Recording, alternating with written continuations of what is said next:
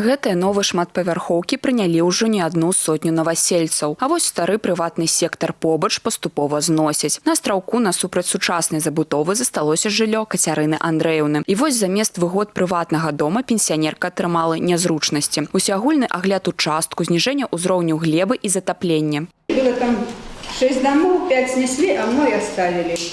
И под моим домом построили многоэтажки.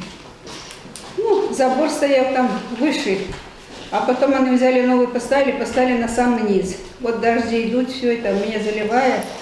По улице заливая, не пройти, в доме воды везде, на огороде.